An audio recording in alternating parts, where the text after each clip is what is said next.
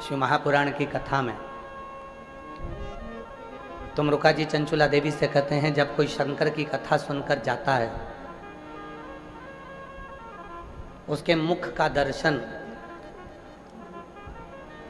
जो जो करता है, अधोगति में अगर उस जिस मार्ग से शिव पुराण की कथा सुनकर जाने वाला व्यक्ति जिस मार्ग से जा रहा हो, उस मार्ग में अगर कोई अधोगति में मर भी गया हो, किसी के प्राण छूट गए हों, कोई गर्भस्थ मर गया हो, कोई गर्भ से शांत हो गया हो, कोई अचानक एक्सीडेंट में चला गया हो, और वो जीवात्मा भी अगर भटक रही होती है, तो जो कथा श्रवण कर कर जा रहा होता है, उसके शरीर की तरंग से वो जीवात्मा तर जाती है, उसको पिंड की भी जरूरत नहीं पड़ती, पिंड की भी जरूरत नहीं पड़ती। ये कथा मानव के जीवन की व्यथा को मिटाने वाली। 3 क्रम है शिव महापुराण।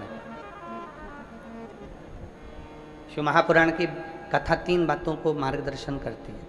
पहला, शिव को 1 लोटा जल चढ़ाओ, बन सके शिव की पूजन करो, साधना करो। कई लोग कहते हैं कि हम अगर घर में शंकर जी का शिवलिंग लाकर रख लेंगे, तो हम अगर बाहर गए, शिवलिंग घर में रह गया, कोई पूजन करे ना करे तो उसका दोष लगेगा। शिव महापुराण ने स्पष्ट कह दिया, घर के अंदर अगर आपने शिवलिंग लाकर रखा है, कोई शिवलिंग तुम्हारे घर के अंदर रखा है, तुम 2 महीना, 4 महीना, 6 महीना कहीं बाहर भी चले गए, 15 दिन भी चले गए, तुमने शिव जी पे जल नहीं भी चढ़ाया, तुमने शंकर जी की पूजन नहीं भी करी, अगर एक चावल का दाना या एक बेलपत्र शंकर के शिवलिंग पर चढ़ाकर तुम चले जाते हो, भले 8 दिन में आओ, 15 दिन में आओ, 20 दिन में आओ, 1 महीने में आओ, 6 महीने में आओ, तो भी तुमको कोई दोष नहीं लगता। शिव करुणा ही करते हैं और तुम्हारे घर की रक्षा ही करते हैं।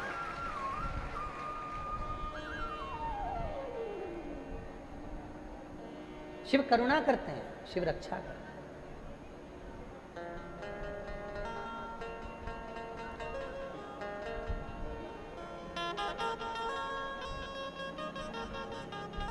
हम अगर शंकर जी पे जल नहीं चढ़ा पाए 15 दिन, 20 दिन, कई माताएं कहती हैं कि हमारा रजोधर्म आ जाता है, रजस्वला हो जाती हैं, हम 8-10 दिन काम नहीं कर पाती हैं, 4-6 दिन तक, तो शिव जी दोष तो नहीं देंगे? नहीं। आप जल चढ़ाए तो भी, ना चढ़ाए तो भी, वो शिव है।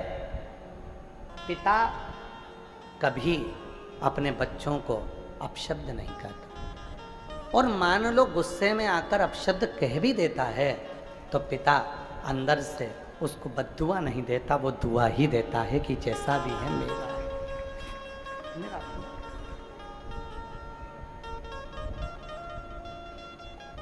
और मांगा है भोलेनाथ से वरदान लेके भी,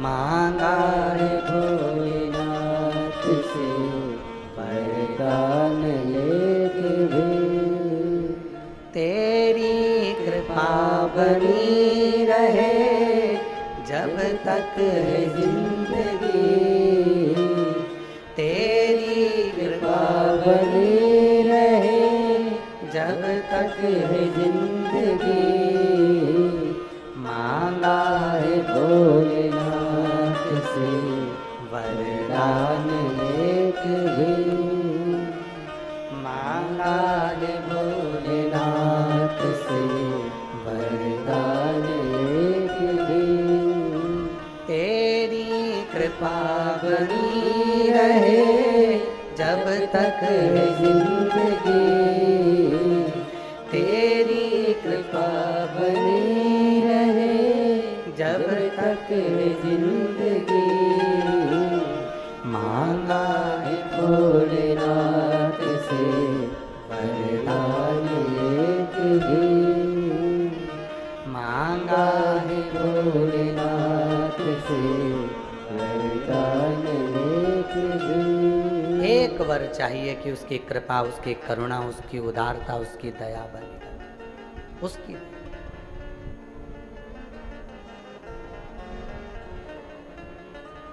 भगवान शंकर तुम्हारी जाति नहीं देखेगा,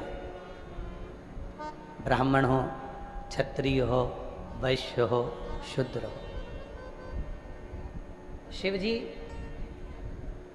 तुम्हारा वर्ण नहीं देखेगा, शिव जी तुम्हारा शरीर नहीं देखेगा, शिव जी तुम्हारा धन और वैभव भी नहीं देखेगा, शिव जी तुम्हारी पूंजी और संपदा भी नहीं देखेगा।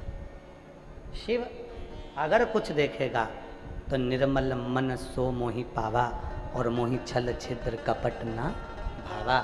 केवल तुम्हारा हृदय मन, केवल मन ही देखेगा, केवल मन।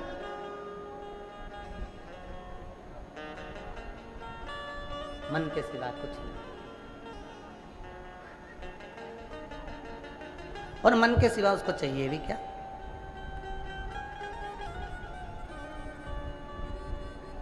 शिव महापुराण की कथा कहती है, एक लोटा जल, आवाज नहीं आई, जम के बोलो, एक लोटा जल, बोल बम का नारा है, श्री शिवाय। शिव महापुराण में ये नहीं कहा कि एक लोटा जल की जगह ये नहीं कहा कि तुमको 1 लीटर दूध चढ़ाना पड़ेगा, 5 लीटर दूध चढ़ाना पड़ेगा, 1 किलो दही चढ़ाना पड़ेगा, 25 किलो शक्कर चढ़ाना पड़ेगी, तुमको ये चढ़ाना, ना ना ना। जब तुम्हारी दुख की घड़ी आए बस दौड़ पड़ो, 1 लोटा जल भरा, शिव के मंदिर में पहुंच गए, शिवालय में पहुंच गए। शंकर का मंदिर पास में नहीं है तो अपने घर में जो शंकर जी का शिवलिंग है उस पर जल चढ़ा दिया, बस इतना करा और आनंद, सुख में। यहाँ शिव को बहुत आडंबर की जरूरत नहीं पड़ती, यहाँ शिव को बहुत दिखावे की जरूरत नहीं पड़ती। दौड़े, एक पत्र है, अच्छा है, देखो।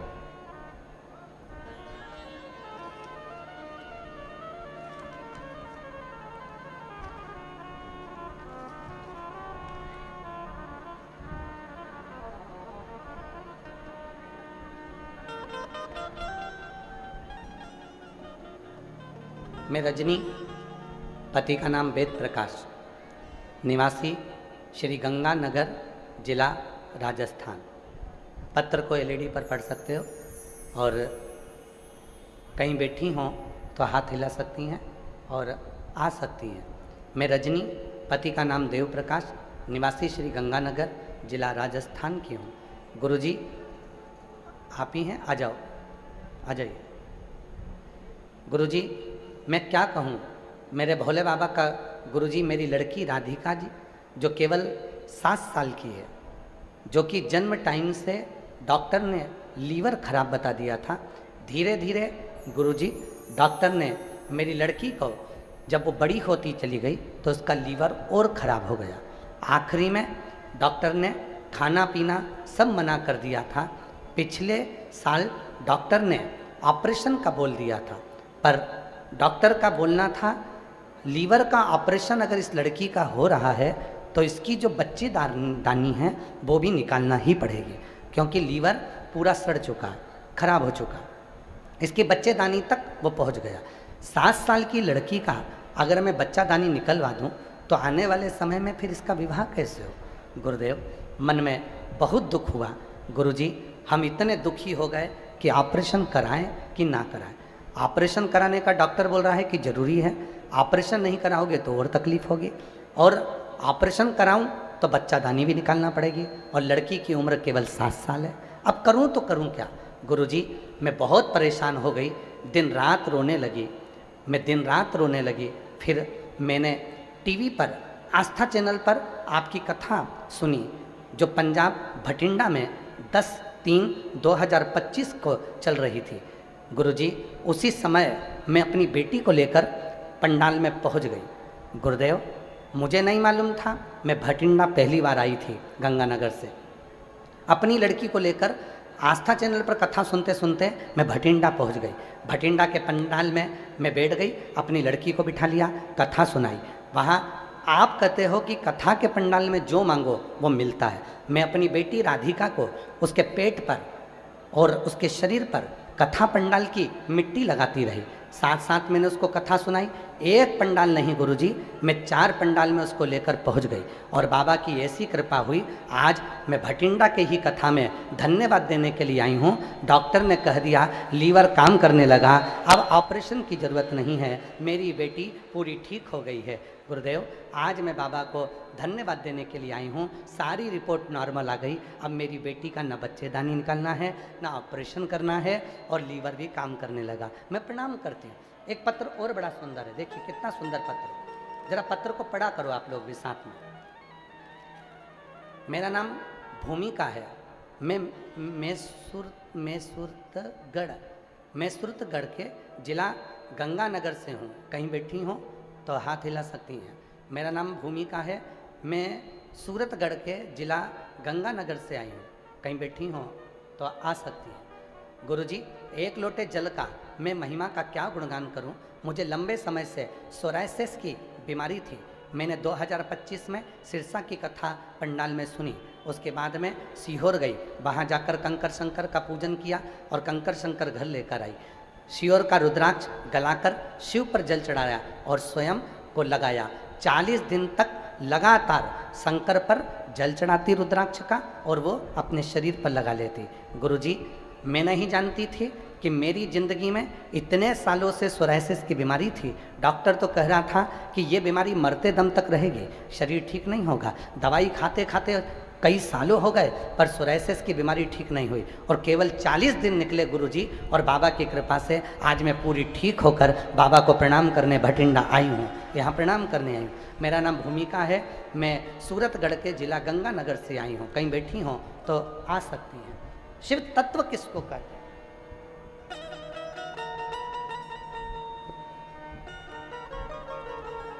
मांगा है भोलेनाथ से वरदान लेके,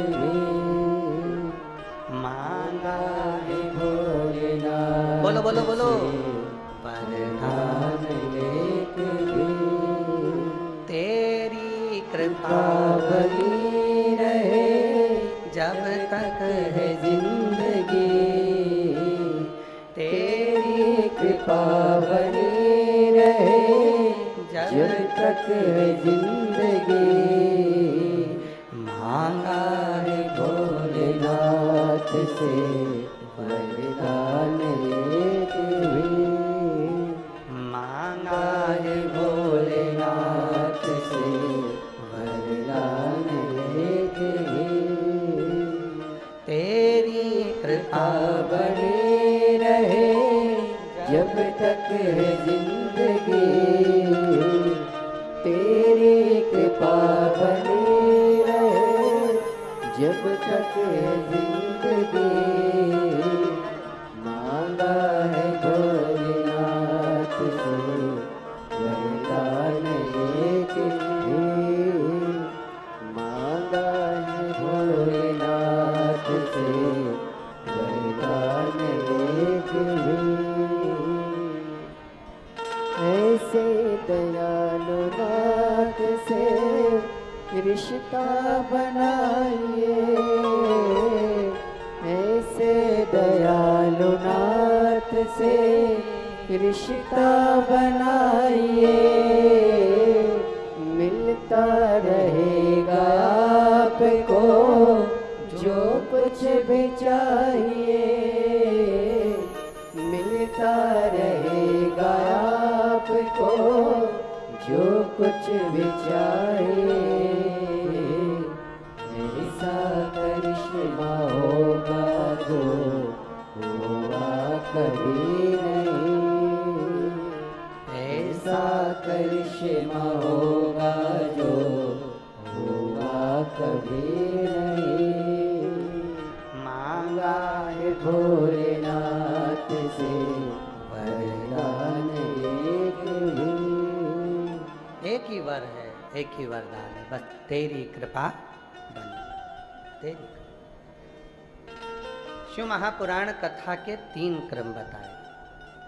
पहला, शिव को जल चढ़ाओ, पूजन करो। पूजन कैसे होती है? वस्तु से कि मन से? जम के बोलो जरा, मन से। कोई तुमसे कह दे इतना किलो तो दही लाना ही था तभी शिव जी प्रसन्न होंगे, तो कह देना सीवर वाला बाबा बोला है, एक बूंद गंगा का जल और एक बूंद देसी गाय का दूध अगर शिव पर चढ़ जाए तो शिव करुणा करना प्रारंभ कर देते हैं। फिर वो बोले गंगा का जल कहाँ है, तो उसको उत्तर देना मेरे घर का जल लाई हूं, एक लोटा। शिव के मस्तक पर चढ़कर भगवान नारायण के चरण का जल गंगा जल बन जाता है, तो मेरे घर से लाया हुआ जल जब शिव पर चढ़ेगा तो वो भी गंगा जल ही बन जाएगा। भगवान नारायण के चरण का जल जब शिव की जटा में आया तो गंगा जल बन गए। तो मेरे भी घर का जल आएगा, शिव को चढ़ेगा तो वो भी तो गंगा जल बन जाएगा, वो भी तो गंगा जल। कई लोग जो विरोध करने वाले होते हैं, जो कथा की बातों को काटने वाले होते हैं, वो वीडियो बना बना के डालते हैं कि शिव जी पे चढ़ा हुआ जल मत पीना। तो फिर लिख कर जाना कि मरते समय गंगा जल भी मत पीना, क्योंकि वो भी तो शिव जी पे चढ़ा हुआ है। जो लोग कहते हैं शिव जी पे चढ़ा हुआ जल मत पीना, नहीं तो ये पाप लग जाएगा, दोष लग जाएगा। अरे भाई, तो फिर लिख दे गंगा जल भी शंकर जी पे चढ़ा हुआ है, मरते समय पिला मत देना। जो ऐसा बोलते हैं उनको, गंगा जल भी तो शिव पे चढ़ा हुआ है। अगर हम भगवान शंकर पर चढ़े हुए जल को पीते हैं तो 3 कायिक, वाचिक, मानसिक 3 पापों से मुक्त हो जाते हैं और शिव की शरणागति हमको प्राप्त हो जाती है।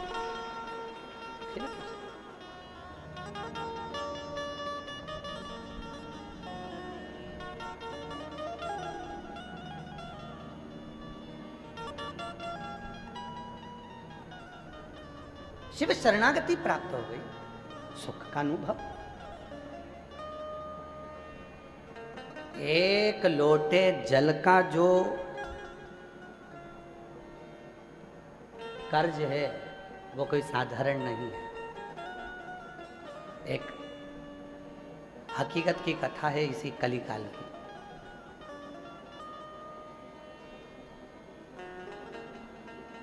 इसी कलिकाल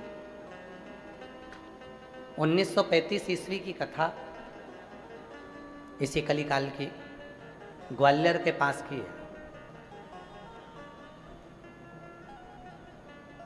गीता प्रेस गोरखपुर के अंक में यह कथा लिखी है और बड़ी सुंदर कथा थी। एक डाकू था जिसका नाम परशुराम था। डाकू का नाम था परशुराम। चैत्र का महीना था, बहुत तेज गर्मी पड़ रही थी। जंगल में भ्रमण कर रहा था। मुरैना के जंगलों में वो घूम रहा था।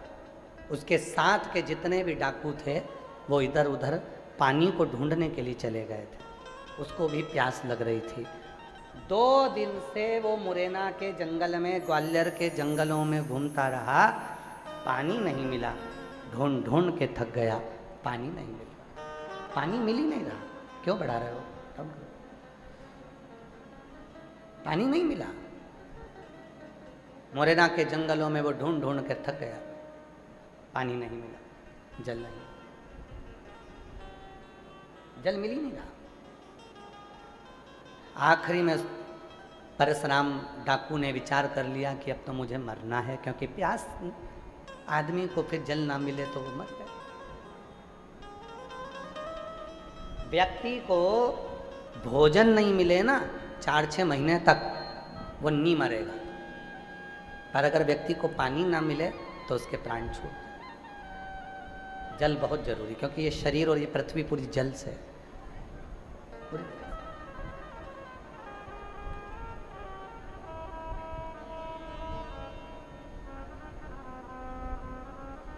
अगर सही समय पर व्यक्ति सही जल पीना प्रारंभ कर दे, रोज पानी पीना प्रारंभ कर दे, ज़्यादा से ज़्यादा शरीर में पानी जाना प्रारंभ कर दे, तो आधे से ज़्यादा बीमारी तो समाप्त ही हो जाए।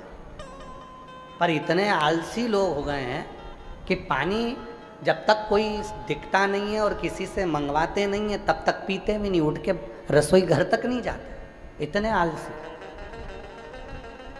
बैठे रहेंगे, इंतजार करते रहेंगे, आन दो कोई आएगा तो मैं पानी मंगवा लूंगी, नहीं तो मोबाइल तो चला ही रहे थे। और फिर इंतजार करते करते कहीं का आया, फिर आवाज़ लगाया, बहन से कहा पानी ला दे, बहन बोली तू नहीं जा सकता।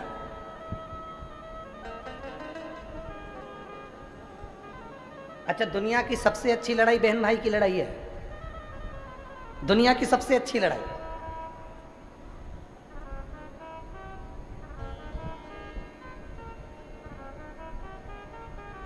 और उसके बाद जो लड़ाई है वो पति पत्नी की लड़ाई है। और ये पति पत्नी की लड़ाई तुम्हारी नहीं है, ये तो मां पार्वती जी ने शिव जी से 2 बार मांगे थे। शंकर भगवान से पार्वती जी ने 2 वर काशी में मांगे थे। शिव जी ने कहा मांग पार्वती क्या चाहिए, पार्वती ने कहा मुझे 2 वर चाहिए। एक वर ये, काशी में जो मरेगा उसको तारक मंत्र तुमको देना पड़ेगा, उसके कानों में गुरु मंत्र देना पड़ेगा। भगवान शंकर ने पार्वती को वचन दे दिया, जो काशी में मरेगा उसके कान में गुरु मंत्र मैं दूंगा। दूसरा वर पार्वती जी ने मांगा कि पति पत्नी में कितना भी झगड़ा हो, उनका आपस में प्रेम बहुत बढ़े, ये वर दे दीजिए। तो शिव जी ने वर दे दिया, वर दे दिया। इसलिए पति पत्नी का थोड़ा बहुत झगड़ा होना जरूरी है। वो झगड़ा करेंगे, प्रेम बढ़ेगा, पर इतना झगड़ा मत करना कि वो मायके और तुम्हारे का, इतना झगड़ा भी नहीं, इतना झगड़ा भी नहीं होना चाहिए।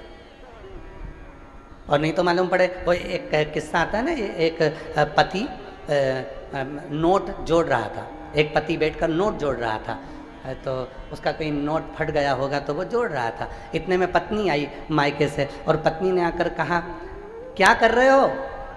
पति बोला पैसे जोड़ रहा हूँ।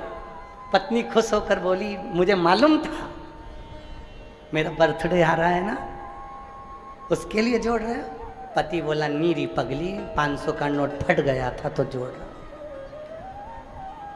नोट फट गया इसलिए।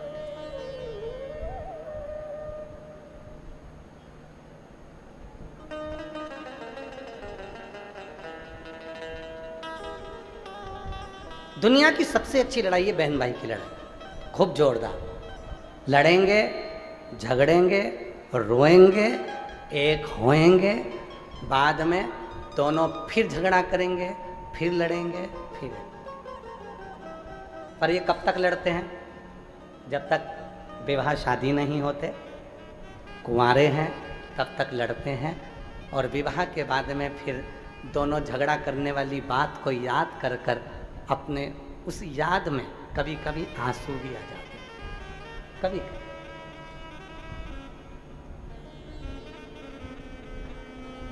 स्नेह, प्रेम,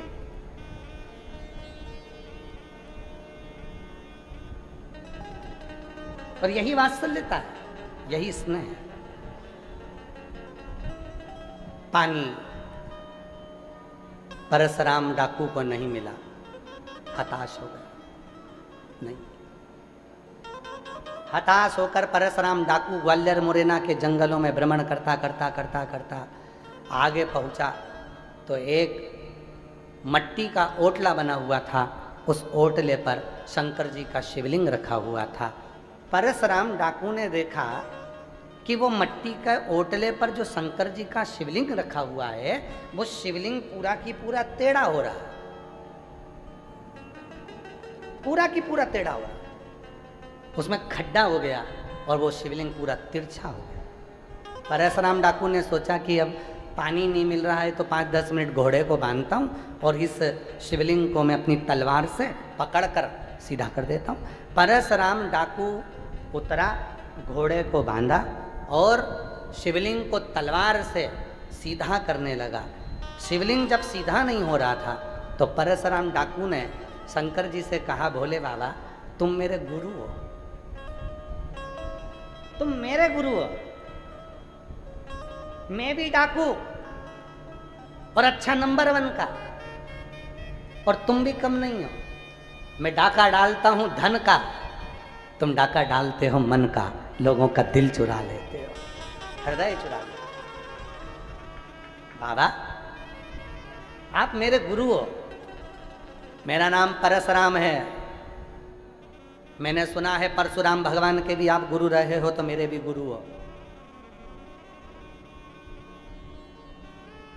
पर बाबा शिवलिंग तो मैं सीधा कर दूंगा, बस बात इतनी सी है कि 2 दिन से प्यासा हूं, पानी नहीं है, कहीं जल नहीं है, जल प्राप्त नहीं। कितनी सुंदर कथा है, थोड़ा सावधानी से सुनना। हम हमेशा कथा में कहते हैं कि कथा के पंडाल में आना तो कितनी पानी की बोतल लाना? जम जम के बोलो, 2 पानी की बोतल लाना। क्यों कहते हैं? 1 पानी की बोतल अपने लिए और 1 पानी की बोतल अपनी अड़ोसन पड़ोसन पीछे वाली धड़ोसन। एक पानी की बोतल अपने लिए लेकर आओ और 1 पानी की बोतल जो अपनी अड़ोसन पड़ोसन धड़ोसन है उसके लिए लेकर आओ। पानी का कर्ज एक ऐसा कर्ज होता है कि उस कर्ज को चुकाने के लिए स्वयं परमात्मा को भी व्यवस्था करना पड़ती है। स्वयं परमात्मा,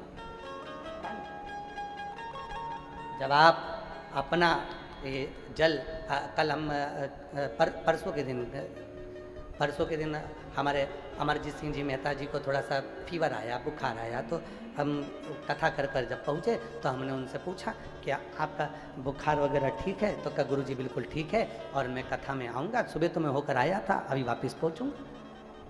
फिर कहा कि गुरुजी भंडारे में, लंगर में हम गए, लंगर में सब लोग बोले कि दाल प्रसाद बनना चाहिए, तो एक गाड़ी भरकर 5 तरह की दाल, 6 तरह की दाल लंगर में पहुंचे। और ऐसा कैसे ही पिछले वर्ष भी हुआ था। किसी एक ने कह दिया था कि अमरजीत जी यहाँ थोड़ी सी चाय व्यवस्था, तो इन्होंने 1 ट्रक भर के चाय के कैरी बैग भेज दिए। तो वो चाय उन बता रही थी माता जी, कहने लगे 1.5 साल 1 साल तक वो चाय चली। वही इसी को प्रेम कहते हैं और इसी को सेवा का भाव कहते हैं, इसी को सेवा।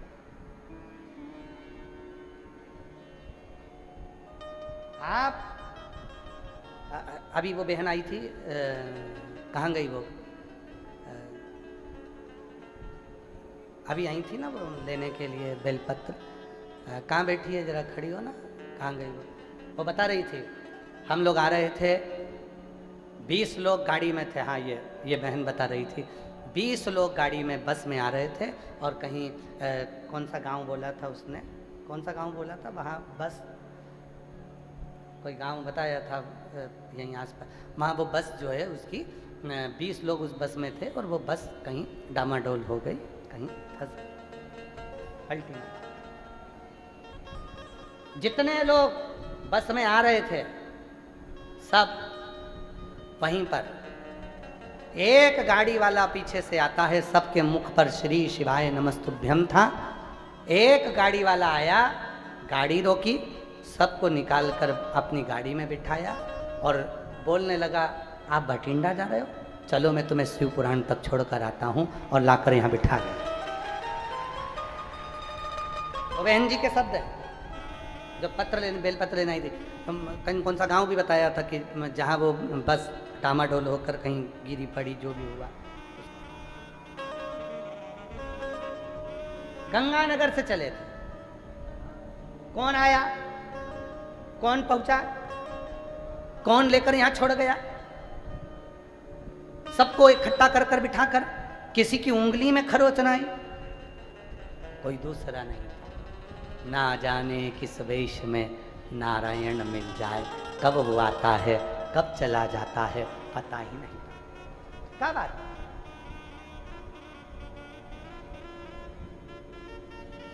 वो कब आएगा कब जाएगा किसी को नहीं मालूम। यहाँ बंसल जी बैठे हैं, वकील साहब बैठे हैं हमारे दिल्ली वाले, और बंसल जी भी बैठे हैं। इन लोगों के स्मरण में है, हम पहले कुछ साल पहले जब हरिद्वार कथा करे थे, एक जजमान छोटे रूप में कथा कराए थे हॉल में, तो कथा कराए थे, तो वहाँ कथा में आप लोगों में से भी शायद कोई ना कोई पहुँचा होगा। हरिद्वार जब कथा थी तो नीलकंठ दर्शन करने के लिए गए थे। काय बंसल जी सही है। तो नीलकंठ दर्शन करने के लिए गए थे। नीलकंठ दर्शन कर कर आ रहे थे और जो ड्राइवर था उसको आ गई झपकी, और झपकी आने पर ड्राइवर की ना जाने कैसी झपकी लगी और वो गाड़ी पत्थर से टकराई। इधर तो गंगा जी बह रही थी, इधर पहाड़ था, और वो गाड़ी पत्थर से टकराकर 1 राउंड 2 राउंड और तीसरा राउंड लेने ही वाली थी। इतनी देर में वो 2 बार हिलकर वहीं गंगा के बिल्कुल पास में गिरने के पहले ही वो गाड़ी उल्टी की उल्टी रह गई। आशीष भी सब उसी में, और सुध नहीं क्या हुआ। एक पति पत्नी का जोड़ा आया, इतने सुंदर पति पत्नी, इतने सुंदर। पीली साड़ी एक माँ पहनी हुई थी, पति एक सुंदर सा कुर्ता पहना हुआ था, मस्तक पर त्रिपुंड सफेद लगा हुआ था, पत्नी की नासिका पर से लेकर सिर तक त्रिपुंड लगा हुआ था, और बड़े सुंदर रुद्राक्ष की माला गले में डली थी, बड़ी सी नथनी थी, और वो माँ और वो पिता दोनों हाथ पकड़कर हमसे कहते हैं लाओ हम तुम्हें बाहर निकाल देते हैं। बाहर निकाल कर बिठा कर कहाँ चले जाते हैं पता ही नहीं।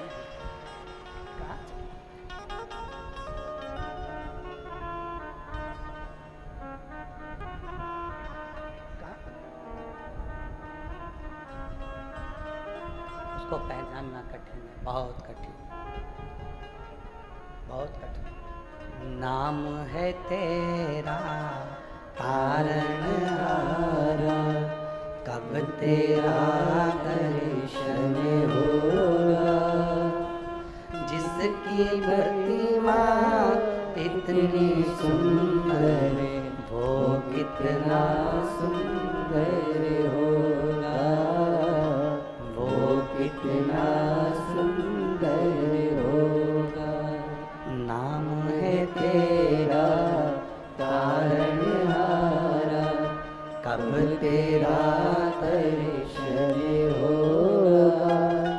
जिनकी प्रतिमा इतनी सुंदर, वो कितना सुंदर होगा, वो कितना सुंदर होगा, वो कितना सुंदर होगा। पहचानना कठिन है कब शिव कृपा करते हैं, कैसे करुणा करते हैं, कैसे आते हैं पता नहीं। पारस डाकू ने, परशुराम डाकू ने कह दिया भोले बाबा बहुत प्यास लग रही है, मैं शिवलिंग सीधा कर देता हूँ। जैसे ही शिवलिंग सीधा करा, एक बुढ़िया हाथ में लोटा पानी का, एक लोटा जल, उस पे कटोरी रखी मिठाई की, धीरे धीरे डंडा टेकती टेकती टेकती टेकती ओटले पर आकर बैठ गई। शंकर जी के ओटले पर आकर बैठी बुढ़िया।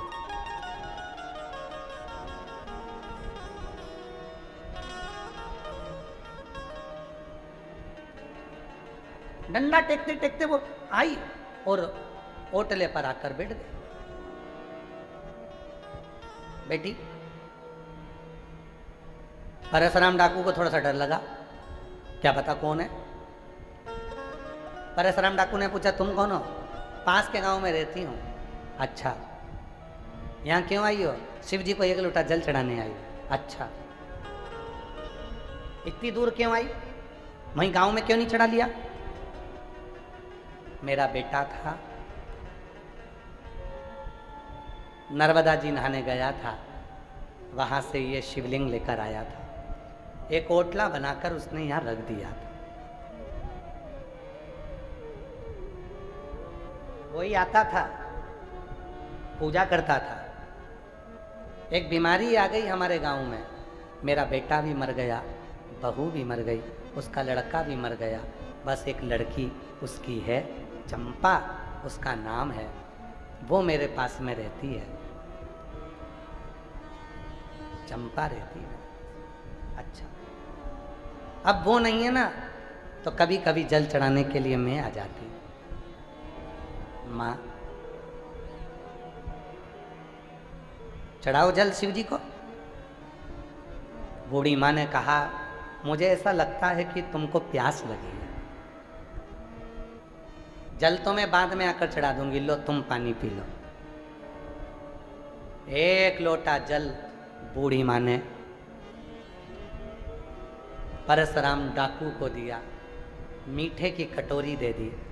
परशुराम डाकू ने मिठाई खाई, पानी पी गया, और पानी जो पिया तो परशुराम डाकू की आंख में जल भरकर महादेव से कहता है, मैंने तो तुझसे कहा था कि प्यास लगी है, और जल बुढ़िया लेकर आ गई, जल बुढ़िया लेकर, मैंने तो तुझसे कहा था। डाकुओं के रिकॉर्ड में परशुराम डाकू का चरित्र आज भी लिखा हुआ है ग्वालियर के रिकॉर्ड में, आप उसको पढ़ो मिलेगा। बुढ़िया लेकर आई। बूढ़ी माँ वापिस जाने लगी। परशुराम डाकू ने कहा, माँ जा रही हो? हाँ। इतनी जल्दी क्या है? बूढ़ी माँ कहने लगी, मेरी पोती है ना चंपा, उसका विवाह है। बैसाख के महीने में पंचमी तिथि को मेरी बेटी का ब्याह है, उसकी बारात आई, पर बेटा नहीं है, बहू नहीं है, कोई कमाने वाला नहीं है, घर में कुछ भी नहीं है। मेरे को पूरे गांव में जाकर थोड़ा थोड़ा सा मांगना पड़ेगा, तब तो मेरी बेटी का ब्याह होगा। परशुराम डाकू ने कहा, माँ तेरा एक लोटा जल पिया है, मैंने अपने गुरु के मुख से सुना था, एक लोटा जल जब शंकर जी के ऊपर चढ़ता है, शंकर भगवान उस जल चढ़ाने वाले के कर्जदार हो जाते हैं, और कर्जा चुकाने उसके घर जरूर जाते हैं। पहले हम लोग एक गलती करते थे, मंदिर में से पानी भरकर मंदिर में चढ़ाते थे। बोलो बोलो, सही है कि गलत है? मंदिर का ही लोटा, मंदिर का ही पानी मंदिर में शिव जी को चढ़ाते थे, तो शिव जी हमारे कर्जदार नहीं बनते थे। जब से हमने अपने घर का जल एक लोटा भरकर शिव जी को चढ़ाना प्रारंभ करा, शिव पुराण कहती है तुम्हारे घर का जल लेकर शिव कर्जदार हो जाते हैं तुम्हारे। इसलिए कहते हैं एक लोटा जल सारी समस्या का हल। तुम्हारे घर का जल शिव को मिलता है, शिव तुम्हारे कर्जदार होते हैं, तो तुम्हारा कर्जा चुकाने के लिए महादेव 3 महीने में तुम्हारे दरवाजे पर आकर तुम्हें सुख प्रदान करना प्रारंभ कर देंगे। सुख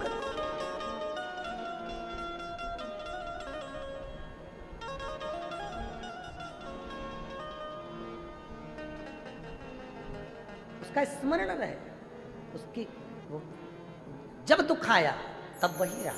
फिर वही वाली लाइन स्मरण आ गई, ओ भीड़ में तन्हाई में प्यार की गहराई में मुझे तुम याद आते हो, मुझे तुम याद आते हो। भीड़ में तन्हाई में प्यार की गहराई में मुझे तुम याद आते हो, मुझे तुम याद आते हो, भोले तुम याद आते हो, भोले तुम याद आते हो। दुख आया वो याद आया, वो याद आया। आज पूरी दुनिया, पूरा विश्व अचंभे में पड़ा हुआ है कि वो सीहोर वाला बाबा एक लोटे जल में सारी समस्या का हल कैसे ढूंढ लेता है। सीहोर वाला बाबा नहीं, ये हमारे शास्त्र कहते हैं, जब हम किसी के घर का एक गिलास पानी पीते हैं तो हम उसके कर्जा चुकाने के लिए हकदार बन जाते हैं। कर्जा तो तुम रोज शिव जी को एक लोटा जल दे रही हो, तो क्या शिव कर्जा नहीं चुकाएंगे? क्या तुम्हारे दरवाजे पर आकर तुम्हारा दुख नहीं मिटाएंगे? ये कथा जो चल रही है बठिंडा पंजाब में, आज कथा का 5वां दिवस, 5वां दिन, कल कथा का 6ठा दिवस रहे। क्या कहते हैं कल के दिन को? कथा की शिवरात्रि। कल शिव भक्त कथा को श्रवण करने के लिए आते हैं। कल कथा का समय यही 2 बजे से 5 बजे तक ही रहेगा और परसों सुबह 8 बजे से 11 बजे तक कथा हो जाएगी और विराम हो जाएगी। ये कथा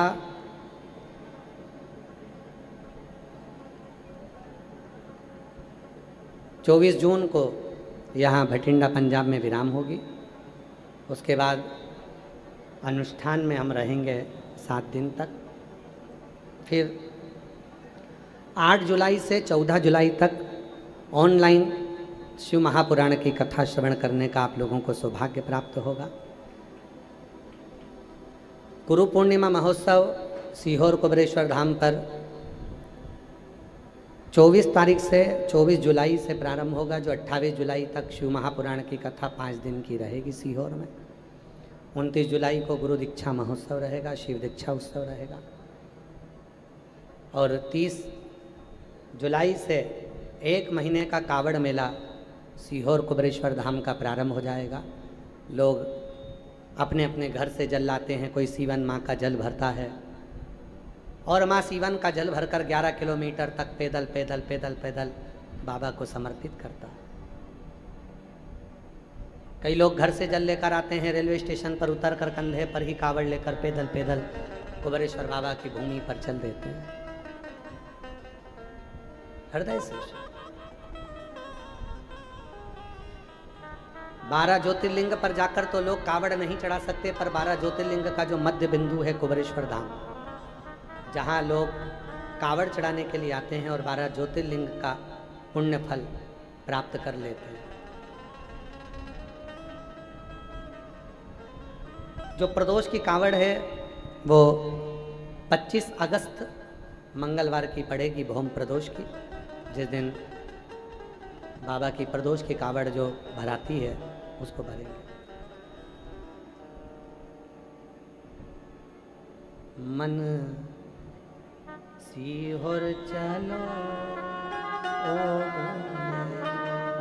मन सीहोर चलो ओ मन सीहोर चले ओ मन सीहोर चले ओ।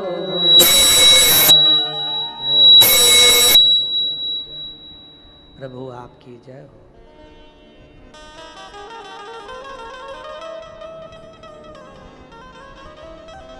बड़ी कृपा है।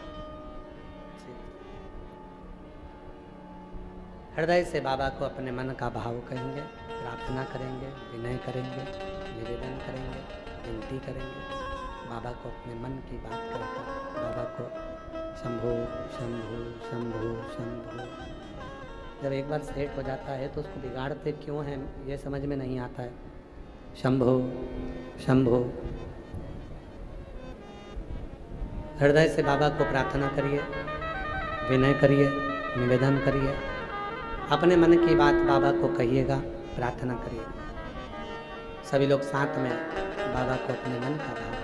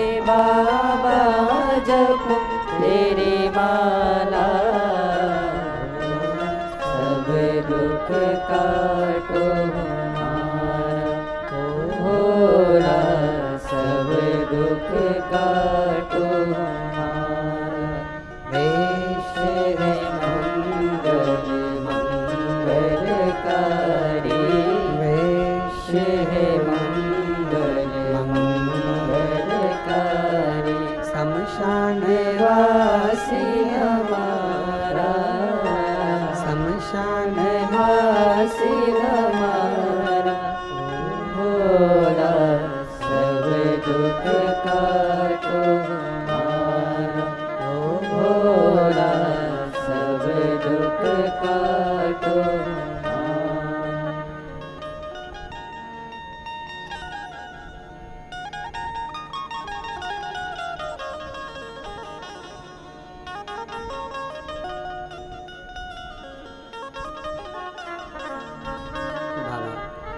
देवाधिदेव महादेव भगवान शिव घरदानी प्रकारदर्शी कैलाशी विनाशी भगवान शिव की पवित्र कथा कर रही है। परशुराम डाकू ने पूछा, माँ तू इतनी जल्दी घर क्यों जा रही है? कहा, बेटा बेटा नहीं है, बहू नहीं है, पोता नहीं है, चंपा मेरी बेटी पोती का विवाह है। घर में अन्न का दाना नहीं है, गांव में जाऊंगी मांगूंगी, बाहर का प्रेशर खोलो, जाऊंगी मांगूंगी, तब थोड़ा सा भाग मिलेगा और मैं बेटी का विवाह करूंगा। माँ मैंने तेरा एक लोटा जल पिया है और मैंने अपने गुरु के मुख से सुना है, शिव एक लोटा जल यदि किसी के घर का ले लेते हैं तो शिव उसका कर्जा चुकाने के लिए उसके दरवाजे पर पहुंचकर उसका कार्य पूर्ण जरूर करते हैं। कार्य पूर्ण जरूर। मैंने भी तो तुम्हारे घर का एक लोटा जल दिया, मैंने भी तो तुम्हारे घर का एक लोटा जल पिया, तो मेरा भी तो फर्ज बनता है, मेरा भी तो फर्ज है कि मैं तुम्हारे यहाँ आऊँ, ये मेरा भी तो फर्ज है। शंभो शंभो शंभो शंभो शंभो शंभो, मेरा भी तो फर्ज है कि मैं उस एक लोटे जल का कर्ज चुकाने के लिए तुम्हारे यहाँ पहुँचूँ।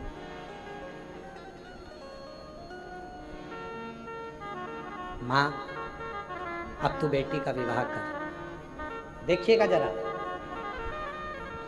शिव जी के शिवलिंग तिरछा था, उसको सीधा करा और बाबा से विनती करी कि मुझे प्यास लगी है, जल की याचना करी कि मुझे भूख प्यास लग रही है, कहीं से मुझे पानी प्राप्त हो जाए, मैं जल पी लूँ। रिंकू तुम तुम्हारे हिसाब से कर लो, आशीष तुम ऊपर आ जा, तो इनको कर लें तो जरा सेट करें तो साउंड चले।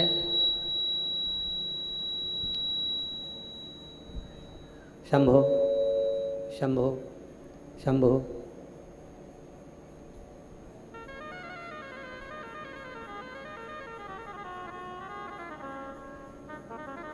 शिव जी एक लोटे जल का यदि कर्ज चुकाते हैं तो मेरा भी फर्ज है कि मैं भी उस एक लोटे जल का कर्ज चुकाऊं, मैं भी उस एक लोटे जल का कर्ज अदा करूं, कर्ज चुकाऊं। माँ तो चंपा का विवाह कर, तो चंपा की शादी कर, और चंपा का विवाह मातु कर। शंभो शंभो शंभो शंभो शंभो शंभो शंभो शंभो शंभो।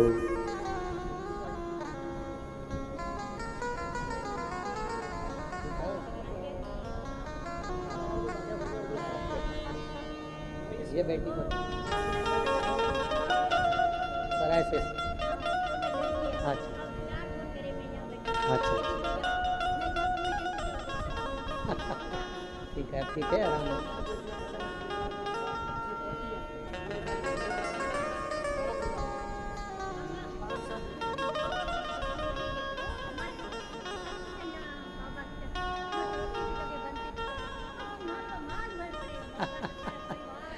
माँ कह रही है पहले ये स्थिति थी कि कभी दिन तो रोटी बनती थी और घर में कभी दिन नहीं बनती थी, इतनी स्थिति खराब थी,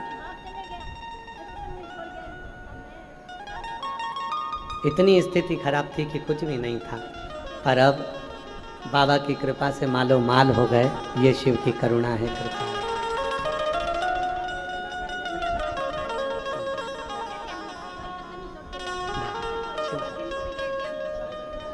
तेरी कृपा का क्या है भरोसा, कब किस पर हो, जरा सी हम पर कर दो, जरा सी हम पर कर दो।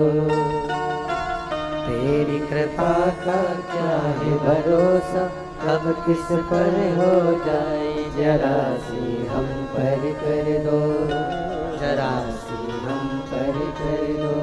जिस पर भी हो गई तेरी कृपा करुणा हो, भवे पार हुआ, भवे पार हुआ। आप ही हो चाहे जितना, उसका भी बाबा उद्धार हुआ, उद्धार हुआ। गिद्ध जान गणिका जैसे तेरे मन को भाई, जरा सी हम पर कर दो, जरा सी हम पर कर दो। तेरी कृपा कृपा का क्या है भरोसा, कब किस पर हो जाए, जरा सी हम पर कर दो, जरा सी हम पर कर दो। शिव ऐसा ही है। परशुराम डाकू ने मन में विचार किया, माँ तू रुक जा, थोड़ा ठहर। माँ, शिवजी पे जल चढ़ता है तो उस जल का कर्ज शिव अदा करते हैं, और मैंने तेरे यहाँ का एक लोटा जल पिया है तो अब कर्ज मैं अदा कर, तो चिंता ना कर। चंपा का विवाह तू कर। बैसाख की पंचमी के दिन कन्यादान करने के लिए ये परशुराम एक लोटे जल का कर्ज चुकाने के लिए तेरे यहाँ आएगा और विवाह कर जाए। एक लोटे जल ने परशुराम को तृप्त किया, और वही एक लोटे जल ने वो माँ के घर में चंपा का विवाह कर।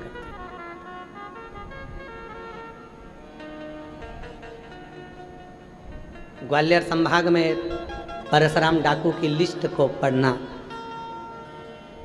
25,000 रुपए तो उस पर इनाम रखा था पकड़ाने वाले को,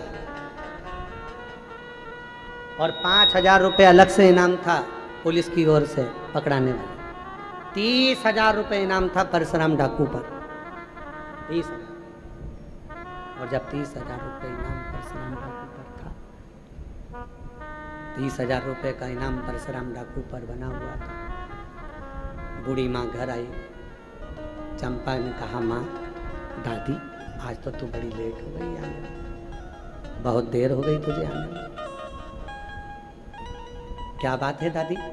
दादी ने पूरी कथा सुना दी कि मैं जल चढ़ाने गई थी शिव जी को, वहाँ एक डाकू मिल गया था जिसका नाम परशुराम था। जल पिया, वचन दिया कि बैसाख की पंचमी को चंपा का कन्यादान करने में आऊँगा, तू शादी की तैयारी कर, बाकी के सब में निपट लो। हो, ये बात कन्या को, बेटी को कही। बेटी ने बात सुनी तो दूसरे ने सुन ली, दूसरे ने तीसरे ने सुन ली, तीसरे ने चौथे ने सुन ली, चौथे से पाँचवें ने सुन ली। जगह जगह सब लोगों ने सुना, प्रारंभ करा, शंभो शंभो शंभो शंभो शंभो शंभो शंभो शंभो शंभो शंभो शंभो शंभो शंभो शंभो। बेटी से बात कही थी, वो बात दूसरों ने सुनी। सुनते सुनते सुनते सुनते सुनते सुनते सारे नगर में, सारे गांव में पहुंच गए। सारे गांव में वो बात, गांव का जो मुखिया था, उस गांव के मुखिया के पास में भी खबर पहुंच गई, और मुखिया मन में सोचा, 30,000 रुपए का इनाम मुझे मिल जाएगा यदि मैं परशुराम को पकड़ा दूंगा तो। जाकर खबर कर दी थाने में, परशुराम डाकू आएगा बैसाख की पंचमी को चंपा का कन्यादान करने के लिए, वचन दिया है उसने। पुलिस वालों ने कपड़े चेंज करे, वस्त्र चेंज करे, बैसाख की पंचमी के एक दिन पहले पूरे गांव को घेर लिया, छावनी बना दी। परशुराम डाकू आता, उसके पहले परशुराम डाकू ने गाड़ियों में भर भर कर अनाज भेज दिया, एक गाड़ी में कपड़े भेज दिए, एक गाड़ी में फल भेज दिए, एक गाड़ी में सब्जी भेज दी। गला पकड़ रहा है रिंकू बहुत तेज। एक गाड़ी में फल भेज दिए, एक गाड़ी में कपड़े भेज दिए, एक गाड़ी में सब्जी भेज दी। पूरा सामान भर भर कर भेजा गया। गांव के लोग गाड़ी वालों को रोक कर पूछा, ये सामान कहाँ लेकर गए? कहाँ? कहा वो चंपा के घर जा रहे हैं, उसकी शादी है। चंपा के घर? हाँ, उसकी शादी, विवाह है उसका। किसने भेजा है? पता नहीं, हम तो किराए से गाड़ी चलाते हैं, गाड़ी भी किराए की है। भेजने वाले ने कहा था बस में दिया ना, और अगर नहीं रखे तो जबरदस्ती देकर आना, तो हम लेकर आ गए। गाड़ी का पैसा कौन देगा? तो कहे वो तो दे दिया जिसने भेजी उसने। अच्छा, भर भर कर 4 व्हीलर गाड़ियाँ आई, जीप में सामान भरा था और जीप भरा भरा कर आकर सामान उतार कर चली गई। विवाह पूरा होने लगा। पंचमी आ गई, बैसाख की, कन्यादान का दिन था और परशुराम डाकू उसी दिन अपने वचन को निभाने के लिए, कन्यादान करने के लिए पहुंच गया।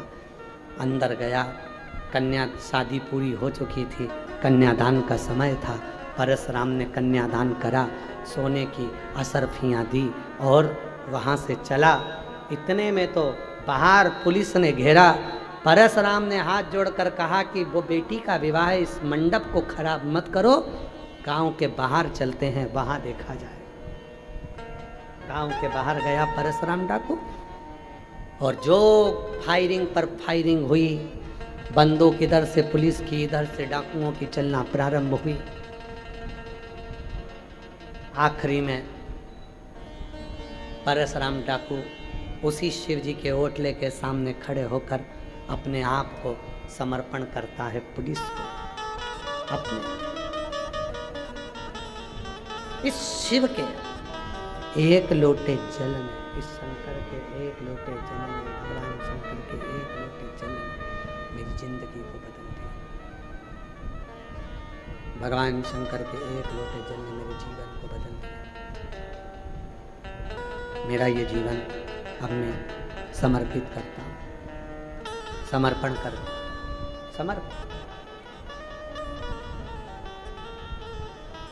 समर्पण करते से ही अदालत ने परशुराम को छोड़ दिया। परशुराम हरिद्वार चले गए, वहीं पर रहकर गंगा के तट पर शिव की साधना करते और एक दिन गंगा के जल में समाधि ले ली और गंगा में समाहित हो गए। ये शिव पुराण की कथा में जो परशुराम डाकू का चरित्र आपको अभी कलिकाल का जो श्रवण कराया, वो श्रवण कराने का कारण केवल एक है कि तुम्हारे एक लोटे जल के कर्ज को चुकाने के लिए जब तुम अपने घर से एक लोटा जल शिव जी को चढ़ाने के लिए लेकर जाते हो, दुनिया के लोग कहते हैं आखिर एक लोटा जल समस्या का हल कैसे हो सकता है। उसकी कथा ये कहती है कि एक लोटा जल भगवान शंकर पर कर्जा कर देता है और शिव से कर्जे को चुकाने के लिए 3 महीने के अंदर तुम्हारा भंडार भरना प्रारंभ कर देते हैं। परशुराम भी वो एक लोटे जल का कर्ज चुकाने के लिए तैयार हो गए। वो एक लोटा जल और जो जैसी भावना वो वैसा ही फल पाया, नहीं खाली उसे लौटाया, वो मन ही मन हर्षाया और कर दिया माला माल का शिवारे, लुटा दिया भंडार का शिवारे। वो क्या करता है, कैसे करता है और कैसे करुणा करता है, ये उसी के ऊपर निर्भर करता है। एक पत्र अच्छा है, देखो अच्छा पत्र है।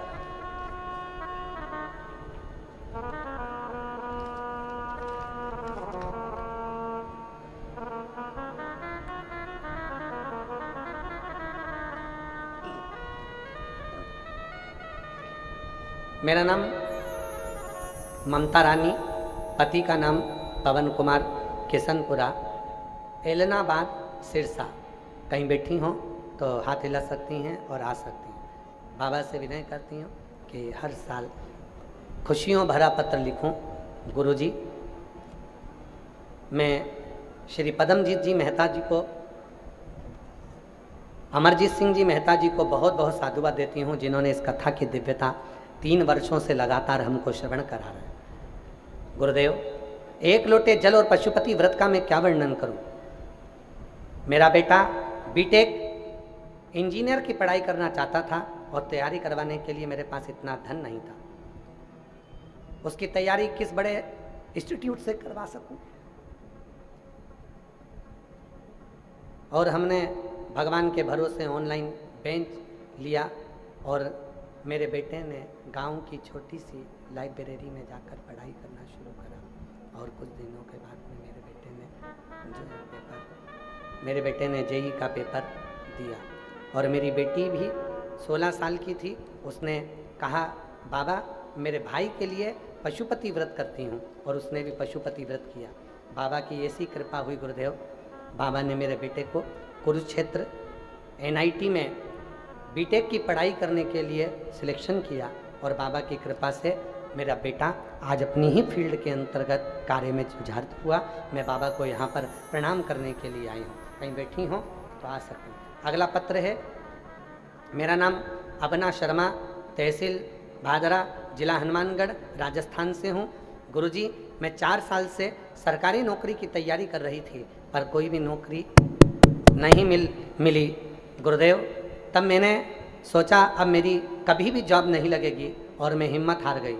गुरुदेव, तब हमारी पड़ोसन आंटी ने बताया कि टीवी पर शिव महापुराण की कथा आती है, पंडित प्रदीप मिश्रा जी कथा कहते हैं, सुनाते हैं। गुरुजी, मेरा बिल्कुल भी विश्वास नहीं करती थी गुरुदेव, पर आंटी के कहने पर मैंने आपकी कथा सुनना प्रारंभ करी।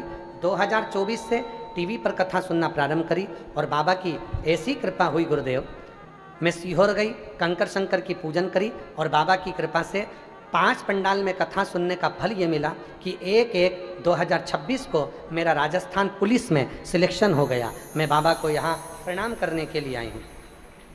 एक अगला पत्र है, गुरुदेव मेरे पोते की सरकारी नौकरी लग गई है। मेरा नाम कृष्णा देवी, गांव खारिया, सिरसा की निवासी हूँ। गुरुजी, मेरी बहू रोज शिवलिंग पर जल चढ़ाती है। पिछले साल फरवरी 2023 में बीमार हो गई थी और टीवी पर ही कथा को श्रवण करा। बाबा से विनती करती, और मेरे पोते ने भी शिवजी पर विश्वास कर कर शंकर जी को लोटा भर जल चढ़ाना प्रारंभ करा। आज मैं बाबा को धन्यवाद देने के लिए आई हूँ कि मेरे पोते की सरकारी नौकरी बाबा की कृपा से लग गई है। मैं बाबा को प्रणाम करने के लिए आई हूँ। एक अगला पत्र है, सूरतगढ़ की रहने वाली हूँ उषा देवी। मेरा बेटा 7-8 साल से तैयारी कर रहा था, उसकी नौकरी नहीं लग रही थी, और मेरा बेटा रोज शिव मंदिर जाने लगा और आपके बताए अनुसार 5 बार पशुपति व्रत किया। और एक दिन आपकी कथा की भटिंडा में 8/3/2025 को मेरे बेटे ने कथा को श्रवण करा, और बाबा की कृपा ऐसी हुई कि उसका रिजल्ट आया। और आज बाबा की कृपा से मेरा बेटा रेलवे में जोधपुर में सर्विस कर रहा है। मैं बाबा को यहाँ प्रणाम करने के लिए आई हूँ। मेरे बेटे की नौकरी रेलवे में लग चुकी है। शिव तत्व इसी को कहते हैं, भगवान शंकर की कथा इसी को कहते हैं, शिव महापुराण की कथा इसी। तुम्हारा 1 लोटा जल शिव पर कर्ज हो जाता है, और शिव उस कर्ज को चुकाने के लिए तुम्हारे दरवाजे तक जरूर आते हैं। प्रेशर बढ़ा दे भाई, प्रेशर बढ़ा दो। 1 लोटा जल चढ़ाने के लिए बाबा, तुमने जो 1 लोटा जल चढ़ाया है उसका कर्ज चुकाने के लिए जरूर। एक विश्वास, एक भरोसा, एक दृढ़ता जब पूर्ण हो तो शिव क्यों ना मिले। शिव कथा कर रही है। पार्वती मैया भगवान शंकर की कथा कहती है। 3 सूत्र बताए थे शिव पुराण में, 3 बातों को दर्शाया गया। पहले नंबर पर है शिव को 1 लोटा जल और पूजन। जरूरी नहीं है कि बहुत सारी वस्तु तुम्हारे पास में हो, फिर निवेदन है तुम्हारे प्रत्येक घर के अंदर यदि एक शंकर भगवान का शिवलिंग है तो समझ लेना कि तुम्हारी आधे से ज़्यादा विपदा, आधे से ज़्यादा दुख, आधे से ज़्यादा तकलीफ़ें जो घर में शंकर का शिवलिंग रखा हुआ है वो पूरा दुख तकलीफ अपने अंदर उतार लेता है और तुम्हारे को कष्ट से मुक्त करता है। कष्ट से सही बाबू।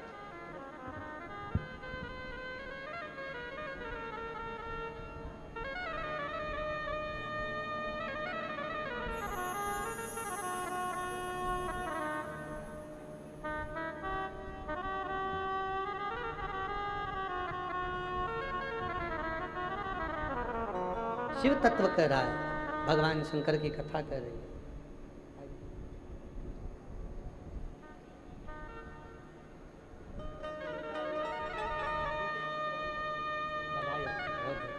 शिव कथा एक बेटे को भी देना है।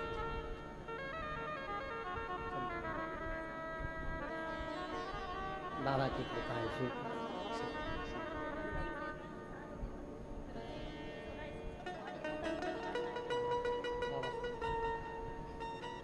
तेरी कृपा का क्या है भरोसा, कब किस पर हो जाए जरा सी हम पर कर दो, जरा सी हम पर कर दो। तेरी कृपा का क्या है भरोसा, कब किस पर हो जाए जरा सी हम पर कर दो, जरा सी हम पर कर दो। शिव कथा में शिव महापुराण के 3 क्रम बताए। शिव महापुराण के 3 क्रम का है। पहले नंबर पर है